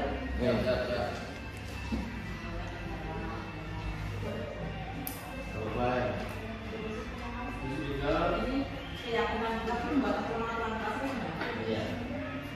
Pertama di apa? Kira-kira kalimat, belum kalimat, masih solehan. Masih solehan. Iya. Saya kelasnya priwe sih kan. Iya. Kelasnya priwe. Belum jadi sebuah bentuk kalimat. atau frasa. Ya, jadi nanti urutannya ya kita bikin peraturan dulu Bapak Ibu semuanya kepingin kelas ini seperti apa? Kelas ini. Ibaratnya kita kelas ini bikin seperti apa gitu. Kelas ini tuh masih anak-anak. Kelas ini kita aja, kelas kita. Sejuk dan damai. Tuliskan. Itu seperti siswa kan. Ilustrasi. Mengubah peraturan menjadi kalimat positif itu nanti ya. Jadi kalau sudah silakan satu kata aja boleh Bu. Misalnya tidak boleh Membuat posisi kursi jadi U. Tidak boleh kotor. boleh Kalimat aja. ya pegang dulu Ibu.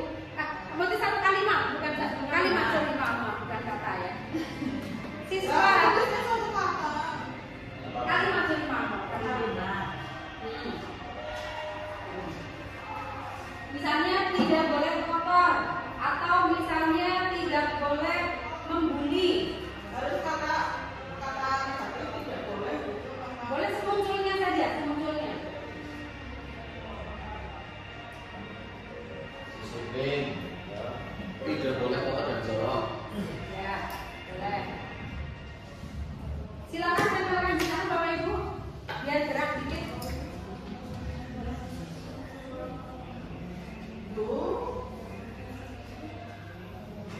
Tata kelas. Tidak boleh. Kira-kira misalnya pilih kelas ini seperti apa? Peraturan kelas. Oh, misalnya tatanan fisik. Ya, tatanan fisik apa? Siapapun semua yang muncul di benak apa Ibu semuanya boleh dituliskan.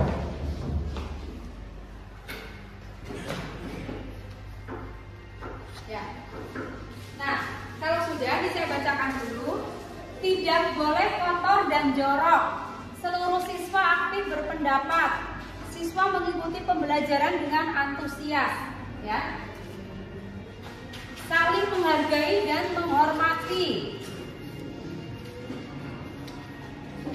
Coba kita ini merubah menjadi kalimat yang positif. Tidak boleh kotor dan jorok. Kira-kira kalimat positifnya apa Ibu? Harus bersih dan rapi. Menjaga kelas bersih dan rapi. Menjaga kelas bersih dan rapi. Biar efektif. Boleh dituliskan di sini deh. Berarti langsung ini saya kembalikan lagi kita rubah jadi kalimat positif ya. Ya, ini kan tadi ide yang muncul dari Bapak Ibu semuanya. Ya. Nah sekarang kita gunakan kalimat positif untuk membuat suatu aturan. Kelas bersih dan rapi. Coba, aturannya apa berarti? Kelas harus bersih dan rapi. Kelas harus bersih dan rapi. Kalau Bu Hasin, Belajar dengan antusias. sudah cukup? Sudah positif ya? Ya, sudah positif berarti sudah. Terus Bu sudah positif apa masih negatif? Sudah. Bu Puji Membuat suasana kelas yang selalu nyaman. membuat suasana kelas yang selalu nyaman sudah positif? Sudah positif. Nah, jadi besok seperti itu ya Bapak Ibu Guru. Kita tampung semua pemikiran dari siswa. Setelah ditampung, kita bacakan satu-satu terus kita rubah jadi kalimat positif. Nah, setelah jadi kalimat positif, kita analisis. Menyalikan peraturan-peraturan yang sudah dibuat menjadi nilai kebajikan atau keyakinan.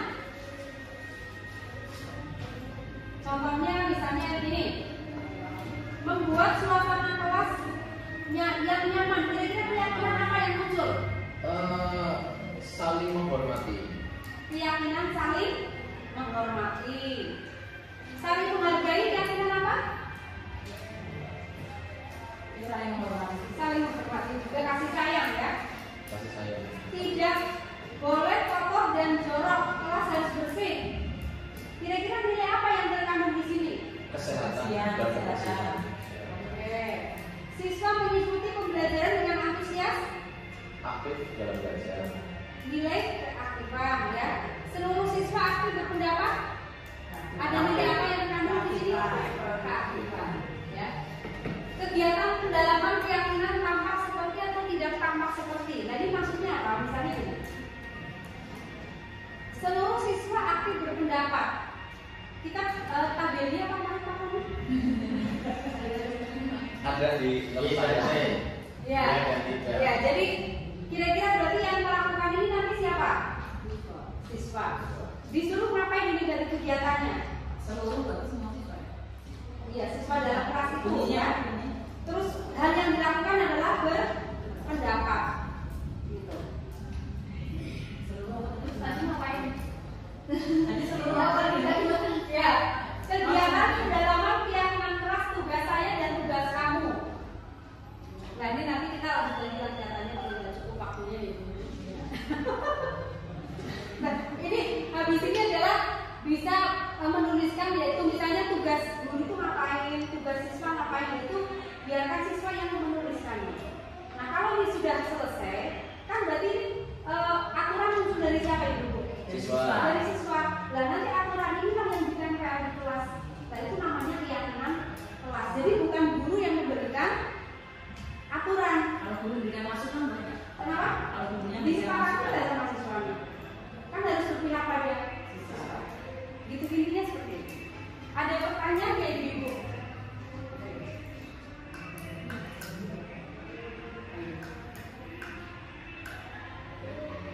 Ya, itu tahapan yang tadi ya. Kegiatan pendalaman keyakinan ini. Ada pertanyaan bu terkait dengan keyakinan kelas? Cukup ya ibu ya. Lain waktu bisa kita praktekkan lagi tentang keyakinan kelas. Dan ada satu refleksi juga. Kira-kira dari pertemuan ini apa yang kira-kira Bapak Ibu bisa tangkap? Saya dulu. Oke, Pak Roni gimana Pak Roni? Saya sangat bahagia karena bisa berpartisipasi untuk membuat keyakinan kelas. Oh, terima kasih. Yang lain? Terima kasih Pak Roni. Yang lain kira-kira konklusi yang didapatkan dari pertemuan ini? Ya, berarti ini menggeser pemahaman kita kalau dulu kita dalam waktu selalu kan yang disalahkan murid ya. Iya. Jadi kita berusaha untuk bagaimana caranya bisa memahami mereka, kalau mereka melakukan kesalahan, dan tidak memberikan hukuman, tetapi memberikan terapi istilahnya ya, restitusi yang membuat mereka itu melakukan sesuatu itu bukan karena takut, tapi karena sadar menuliskan. Itulah yang bisa dilakukan. Satu lagi mungkin dari siapa? Silakan. Bu Puspa. Apa yang dapat dari pertemuan ini kira-kira Bu Puspa? Kalau saya tadi nangkap ya posisi, posisi ya 1, 2, 3, 4, 5 itu ya. Karena saya pernah di posisi yang nomor 3, ternyata jadinya melunjak. Ya, terus jadinya sekarang saya saya sudah pernah di posisi yang nomor 3 itu, jadinya siswanya melunjak ya. Jadinya sekarang saya nomor 5. Tepuk tangan bagi kita semuanya ya. Tapi siswanya terlalu melunjak. Ya, ini namanya kan kita belajar ya Ibu ya. Kita belajar saat ini seperti ini, kita tidak tahu perkembangan ilmu besok seperti itu. Yang penting kita harus selalu terbuka dengan ilmu yang ada yang sekarang. Iya, betul. Kita nomor 1 dari kita terbuka. Ya, jadi memang utamanya adalah kita. Saya kira itu saja dari saya. Terima kasih atas partisipasinya. Assalamualaikum warahmatullahi wabarakatuh.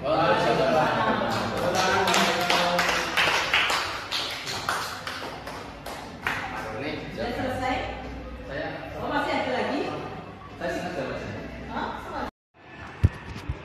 Assalamualaikum warahmatullahi wabarakatuh. Waalaikumsalam Iya. wabarakatuh. Bapak Ibu yang berbahagia, sebelumnya kami ucapkan terima kasih Bapak Ibu telah hadir dari undangan untuk kita 3 CGP untuk bisa diseminasi terkait dengan pembelajaran CGP yang telah kita lakukan. Dan hal ini kita sudah insya Allah melakukan salah satu aksi nyata di modul 14 tentang budaya positif. Sebelumnya tadi sudah disampaikan panjang lebar oleh Bu Endah, jadi saya lebih menekankan di hal-hal yang kurang kuat. Oke. Sebelumnya kita ke materi, Bapak Ibu yang kami hormati, apakah hari ini bahagia semua Bapak Ibu? Senang?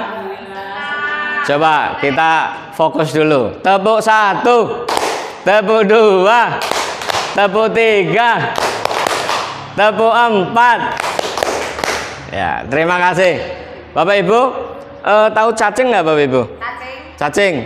Tahu. Tahu ular? Tahu. Tahu ular. Baik, kita mulai dari cacing dulu.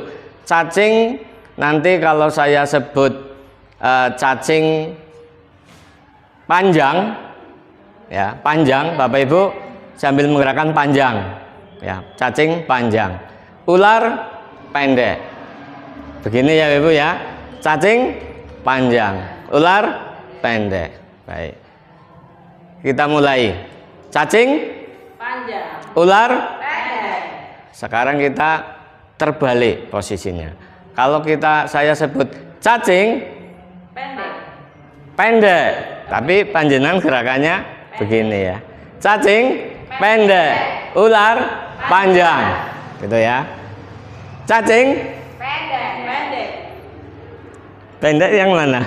Ular, Panjang. ular, Panjang. cacing.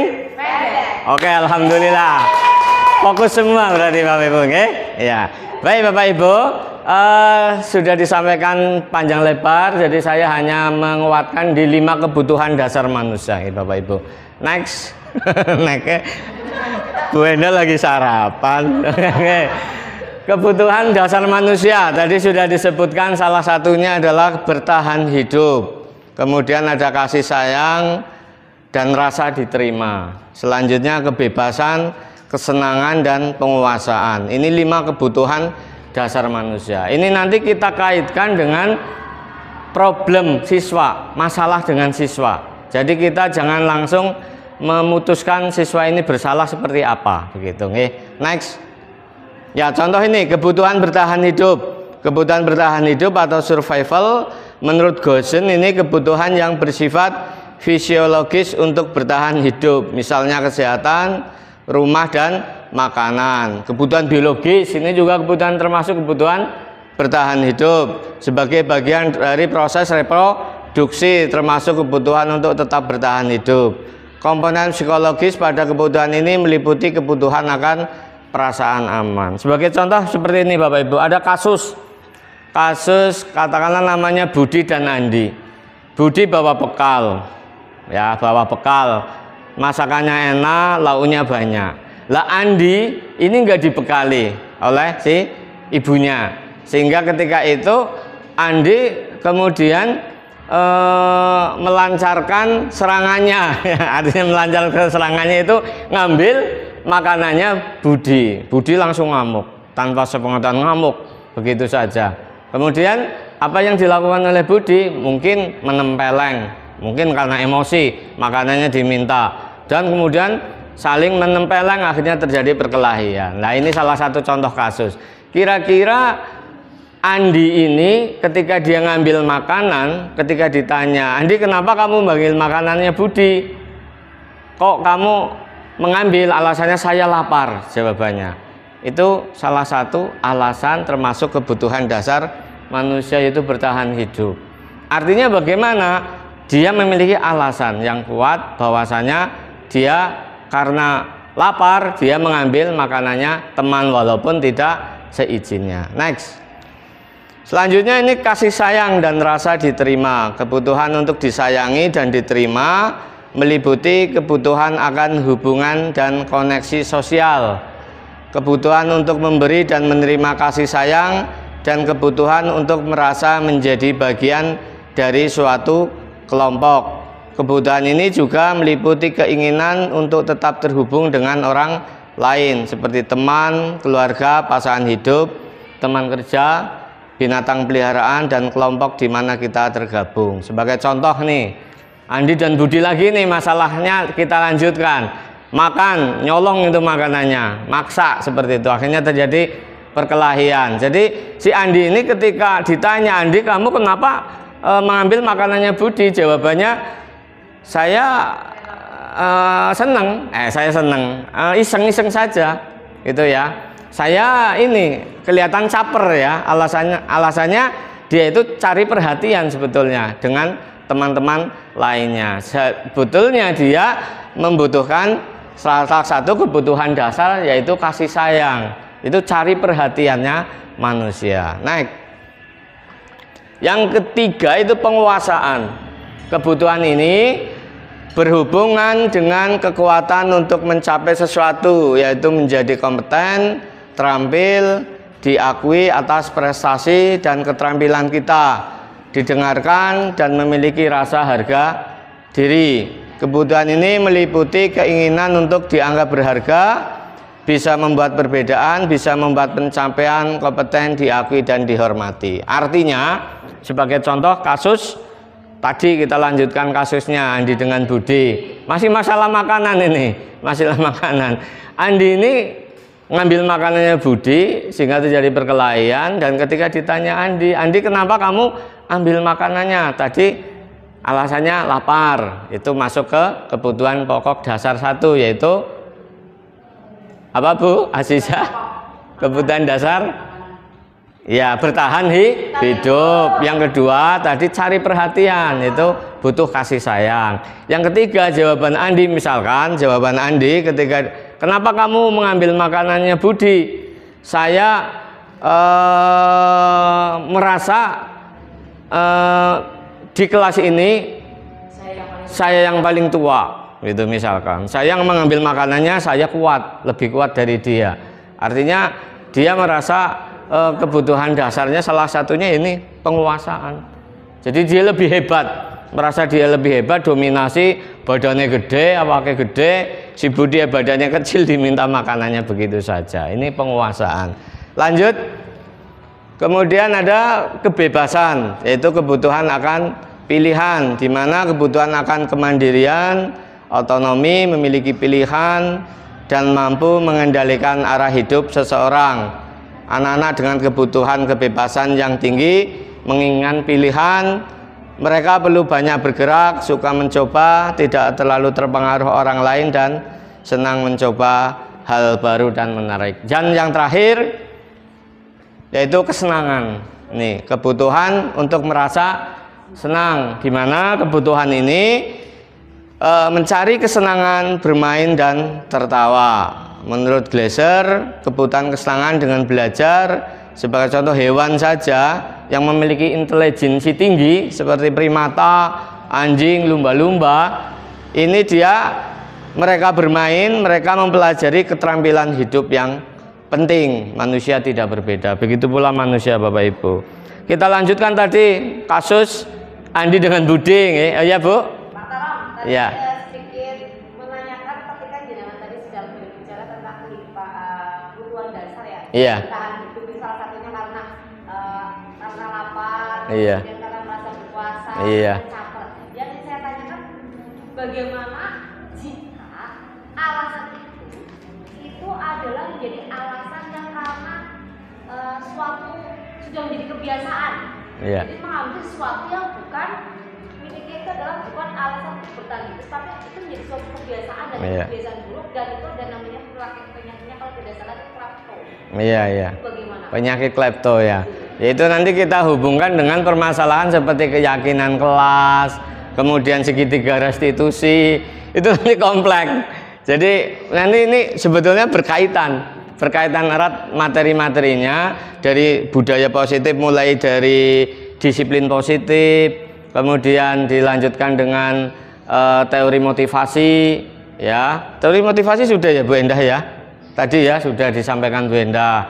Kemudian selanjutnya ini tentang 5 dasar kebutuhan pokok manusia, kemudian segitiga restitusi, itu berkaitan erat dengan jalannya ketika memecahkan sebuah masalah tersebut, Bu. Nah, kalau Nggih. tersebut itu apa tidak seharusnya ditangani oleh seseorang yang lebih profesional, karena kita sebagai guru Iya. kan kalau itu kan sudah itu termasuk permasalahan berat dan tidak Iya. mungkin akan bisa tertangani Iya. hanya melalui BPK. Iya, iya. Itu harus didampingi oleh psikiater Iya. atau psikolog yang memang berkompeten. Iya betul Bu, itu Bu. Karena itu sudah penyakit ya, sudah sebab penyakit, memang harus lebih spesifik, dokter spesialis.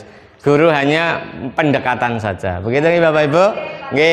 Nah ini kesenangan. Salah satu contoh kasus tadi Budi dengan Andi ngambil makanan, ketika ditanya kenapa Andi makanannya kok diambil, makanannya Budi, jawabannya saya senang melihat Budi ini marah. Nah ini. Iya itu. Saya senang karena Budi marah, jadi melihat tampangnya marah dan dia merasa senang. Salah satunya ini karena dia belum terpenuhi kebutuhan pokok kesenangan tersebut. Baik Bapak Ibu, kira-kira sudah tidak ada pertanyaan ya? Kelihatan sudah capek ini, tadi 1 jam Bu Endah, kemudian dilanjut Pak Roni. Nah, saya sebagai penutup terima kasih sekali lagi sudah menghadiri acara kita, dan mari kita saling support. Pada prinsipnya CGP ini ingin merubah paradigma perubahan. Artinya apa? Ingin sesuatu yang di sekolah ini ada hal yang kita legitkan. Artinya apa ya? Membuat inovasi yang belum pernah ada. Salah satunya sebagai contoh, kita sudah mengarah ke digitalisasi sekolah. Itu yang kami sampaikan kepada kepala sekolah dan beliaunya sudah setuju. Jadi perangkat ajar sudah berbentuk digital, yaitu di Google Site. Ya, itu sudah didukung oleh sekolah, makanya kemarin suratnya itu dari kepala sekolah yang nantinya akan ditembuskan ke Cabdin 3, Cabdin 9 Ibu. Cabdin 9 insya Allah sertifikat dari Cabdin 9 dan bertanda tangan Kacabdin dan kepala sekolah. Di situ nanti terakhir itu nanti hanya Bapak Ibu mengisi nama, NIP, langsung link Google Site-nya. Jadi insya Allah besok 2 hari kita lanjutkan sampai kerangkanya saja dulu. Kerangkanya itu mudah dibuat. Jadi kerangkanya, kalau sudah ada kerangkanya tinggal isi rumahnya. Isi rumahnya, perangkat-perangkat Bapak Ibu tinggal ngupload 1 wadah yaitu di Google Site. Begitu nih Bapak Ibu. Insya Allah besok dilanjutkan, bisa hadir semua nggih. Terima kasih atas perhatiannya. Ya. Ruangannya di 12 TL aja Bu. 12 TL. Kalau multimedia peteng itu, oke. Terima kasih atas perhatiannya. Billahi taufik wal hidayah. Assalamualaikum warahmatullahi wabarakatuh.